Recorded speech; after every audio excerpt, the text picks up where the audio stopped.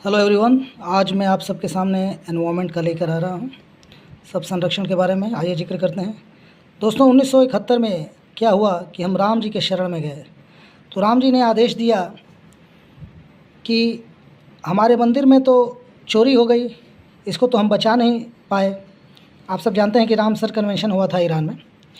तो राम जी ने आदेश दिया कि अगले साल यानी 1972 में जाओ और सभी वन्य के जीवों का संरक्षण करो। तो 1972 में वन्य जीव संरक्षण हो गया। फिर 1973 में क्या हुआ कि हम ऐसे चलते चलते शांत घाटी में चले गए, जहाँ हमको टाइगर दिखा और वो टाइगर एक पेड़ से चिपका हुआ था। तो इस प्रकार आप याद कर सकते हैं कि 1973 में शांत घाटी एक्ट आया था, टाइगर प्रोजेक्ट आया था, फिर चिपको आंदोलन आया था जो उत्तराखंड में हुआ था।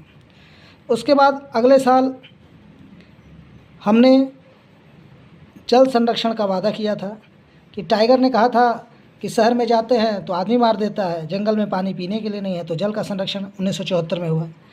1975 में मगरमच्छ से मुलाकात हुई जो काफ़ी ख़तरनाक है। तो उससे भी मैंने वादा किया कि 1975 मुझे 5 साल वक्त दो। तो 1975 में मगरमच्छ संरक्षण अधिनियम आया था। फिर 1975 में आप 5 साल जब जोड़ेंगे तो 1980 आएगा। हम कह लाओ इस समस्या का समाधान ही कर देते हैं। 1980 में वन संरक्षण अधिनियम लाते हैं। उसके बाद अगले साल मुझसे वायु मिल गई। वायु ने कहा कि मेरे भी संरक्षण का प्रबंध कीजिए। तो हम कहे कि तुम्हारा मैटर बहुत बड़ा है, तो मुझको और 5 साल का वक्त दो। तो वायु संरक्षण अधिनियम 1981 में आया। 1981 में जब आप 5 जोड़ेंगे तो 1986 आएगा। मैं कहा लाओ पूरा बवाल ही ख़त्म कर देते हैं, पूरा पर्यावरण का ही संरक्षण कर देते हैं। तो 1986 में पर्यावरण संरक्षण है। इसी में गैंडा बेचारा छूट गया, तो वो 1987 अगले साल आया।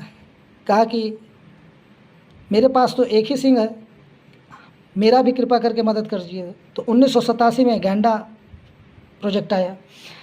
तो गैंडा भाई को भी मैंने कहा कि 5 साल का वक्त दो, एकदम सब फिट हो जाएगा। तो 1992 में हाथी आ गया हमारे पास। अब हाथी एक बहुत बड़ा जीव है। कहा कि यह पृथ्वी मेरे लायक रहने के लिए बनी ही नहीं है, लोग मेरे दांत तोड़ देते हैं। तो पृथ्वी शिखर सम्मेलन आपको पता होगा पहला 1992 में हुआ था, और जो कि ब्राज़ील के रियो डी जेनेरियो में हुआ था।